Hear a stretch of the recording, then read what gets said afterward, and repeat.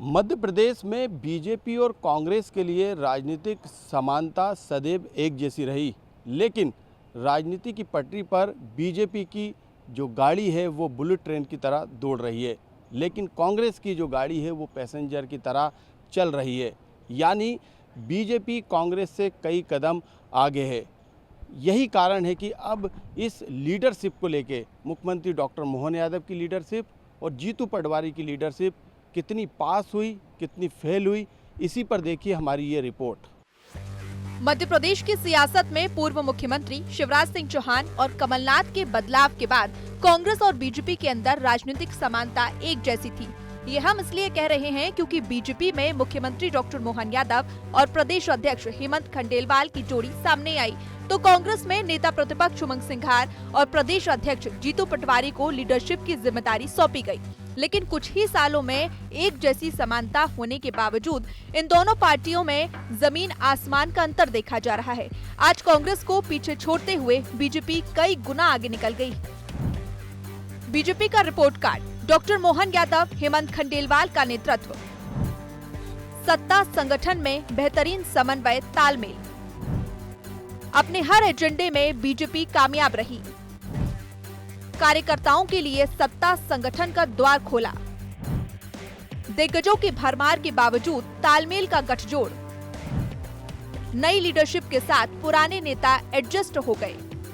मुख्यमंत्री डॉक्टर मोहन यादव ने एक तरफ सत्ता का नेतृत्व बेहतरीन तरह से किया, तो हेमंत खंडेलवाल ने भी संगठन को मजबूती देने का काम किया। इस दौरान सियासी उठापटक भी सामने आई, लेकिन अनुशासन की सीमा के आगे किसी के विरोध के स्वर ऊंचे नहीं हो सके। नए नेतृत्व के साथ पुराने नेता एडजस्ट हो गए। हाईकमान की दखलंदाजी और प्रदेश की कुशल लीडरशिप के वजह से हर मसले में बीजेपी ने कांग्रेस नेतृत्व को पीछे छोड़ा।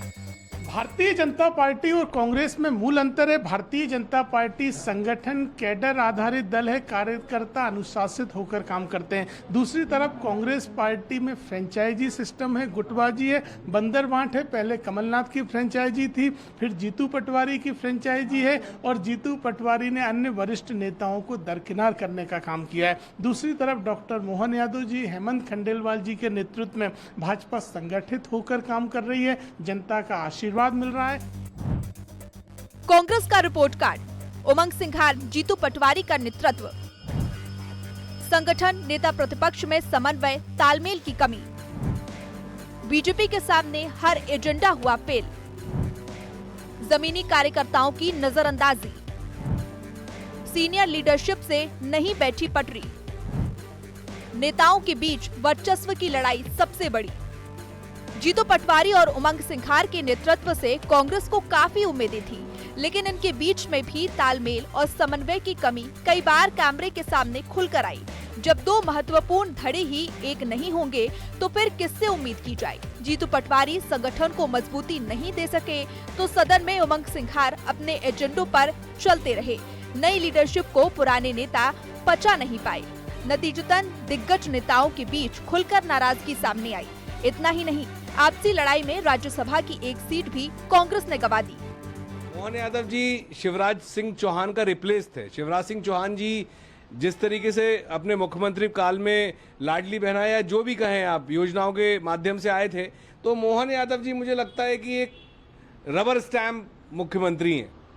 और जीतू पटवारी जी जब यहाँ प्रदेश अध्यक्ष बने तो उनके सामने एक बड़ा संघर्ष था, जिसको 2-2.5 साल में संगठन सृजन के माध्यम से लगातार नई टीम खड़ी करना, रोज सुबह से रात तक दिन रात मेहनत करना।